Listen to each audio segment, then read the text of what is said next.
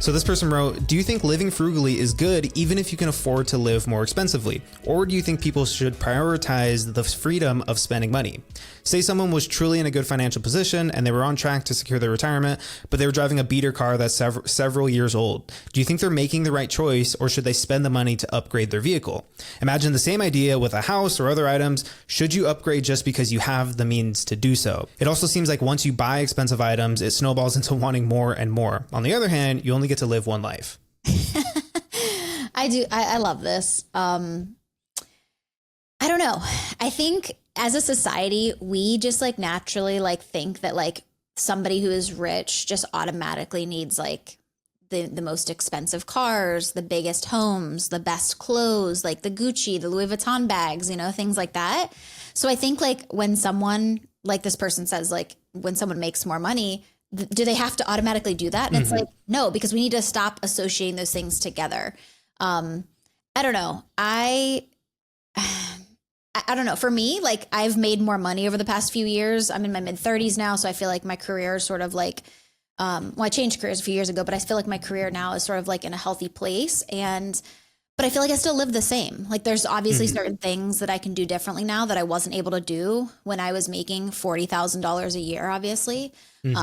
But relatively, I keep my life the same because my goals are not in the material things. Like I will drive a Honda or Toyota or like one of their luxury brands for like the rest of my life. I will never stray away from that. Probably a Honda for the rest of my life. You know, so I don't think you have to like increase your life just because you're making more money. My goals are more in like saving up for retirement and making sure that I'm ready for that sooner rather than later, because I don't want to have to work until I'm 65 or 70. So I think, you know, for me, the freedom with my money is really spending it where I want to spend it, which is focusing on my retirement. And like, I just haven't increased my life much from where I was most of my life. So I don't know. What do you think? No, I think that's a really great perspective. And I feel like if you use frugality as a means of getting out of like a bad financial situation or to improve your financial life, like I feel like if there's enough time of you having to do that, right? Like you have to be frugal for a few years on end, you can almost get to a point where, and I feel like this could be different for different people, but like you either get to a point where you're like, man, I can't wait to spend money. Now I'm in a good position. Or you get to a place where you're like, you know what? Life really hasn't been that bad living frugally. And I could see the progress that it's made for me. And so, you know, maybe I'm going to just continue this frugal life. Like now, when I was trying to get out of debt because I wanted to buy these nice items, now you kind of see like, all right, life without those nice items, like it's really only serving other people, right? Like me driving a really nice car, is that serving me? And of course, there's a difference between driving a car that's in good condition versus a car that's like extra nice, right? Like, of course, driving a car in good condition, like that's going to make a meaningful difference. But if you have a, you know, solid car and then you go and buy like an $80,000 car, like how much does your life actually improve internally, right? Like more than just like, if no one else was to see that car, you're the last person on earth, would getting that new car, like, would that really make a difference in your life? Like, I don't know. I feel like if you can practice being frugal and you have to live your life like that, whether it's because of necessity or because you choose to, like you get to a point where you're like, okay, like living frugal like this, like it really hasn't stolen like experiences from me. And now I can prioritize the things that really do matter to decide when I want to, you know, feel free to spend my money, I guess. Yeah. And I think that there's like a healthy level of frugality. Like I think that there's people that are super crazed about being frugal. For example, and like not to throw any shade on the community, but like the FIRE community, like financial independence, retire early, they obviously have a very strict goal of like wanting to be able to retire, you know, or be work optional, whatever they want to call it, like super early. So like they're saving what, like 75% of their income. So obviously to make that happen, you have to be super frugal. For me, I just don't think that's a way I want to live my life. You know, I think there's ways to be frugal about, you know, different things that you want. So I would say I'm pretty frugal when it comes to, I'm trying to think, when it comes to like clothes. I love thrifting. I love a Goodwill haul. Like I love those thrifting like Instagram sites. Like I follow a bunch and I'll get a lot of clothes from there. Like a lot of my clothes are secondhand. So I'd say in that way I'm more frugal.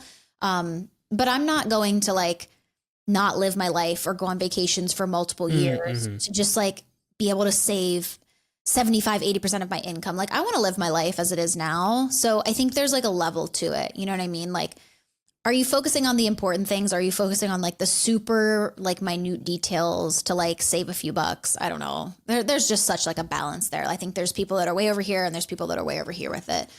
Somewhere in the middle is where I try to aim, actually. Yeah.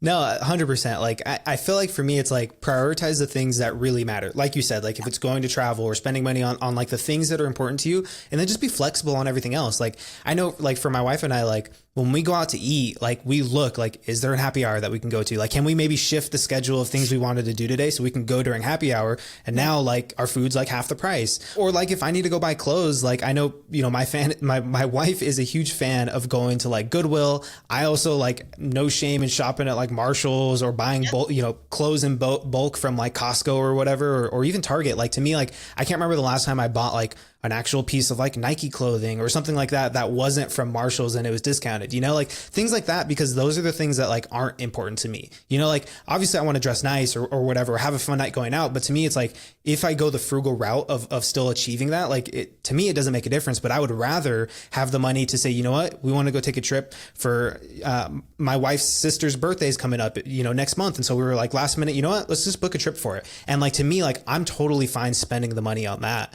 even though, you know, that does cost a little bit more than just like going out on a nice dinner, right? Like I would rather not skimp out on those kinds of experiences and then instead just be frugal about like the things that I'm like, it would be nice, but it doesn't really matter to me, you know?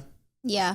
Yeah, I will say, I think one thing that like over the years, like obviously when I was getting out of debt, this was like all way different, but like we actually are not frugal about eating out. Like as far as like when we do go to eat out, we are frugal in the fact that like we don't do it. We rarely eat out during the week. It's normally like once or twice a weekend type deal.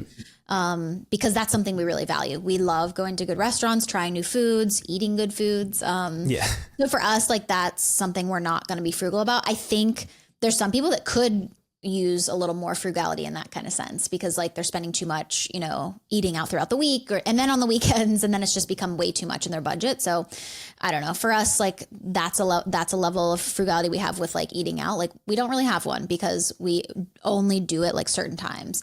And then like you said, vacations, same thing with us. Like we really value like a good quality trip. Like we love to go to those resorts, like all inclusive resorts, like the adult ones. Oh my gosh. We haven't been to one in a while. It's only been a year, but we haven't been to one in a little bit. So long. Yeah, I know. But with our older dog, it's like hard to travel right now. So we're looking forward to being able to go to one in the future. So we do have a travel fund that we really do not skimp out on travel. That's something I won't do. We won't stay at like cheap hotels. Like that's definitely something we prioritize there as far as that goes. But yeah, my husband and I are the same way. We don't spend a ton on clothes. Like our furniture, you know, things in our house, we don't have like extravagant like things in our home. You know, so I think that's how we sort of balance it out, I guess.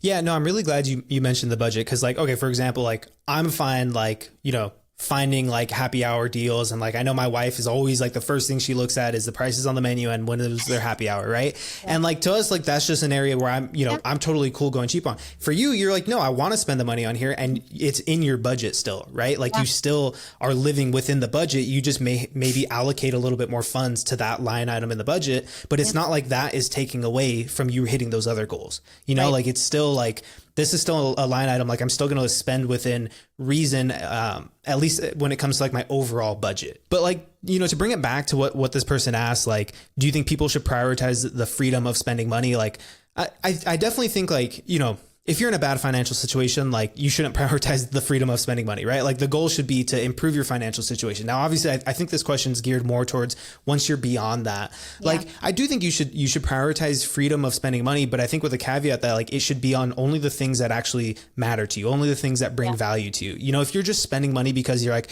oh, well, I don't have to live broke now. I don't have to live cheap. Like, I don't need to be frugal. Like, if you spent like a certain amount of money over here versus like going somewhere more expensive, like, is that really adding more value to your life? Like if it is, awesome, like go for it. You're in a position to do it. But if it's not adding a whole lot more value, like you could totally reprioritize those funds towards something that does add value. And I don't think that needs to take away from like your freedom of spending money.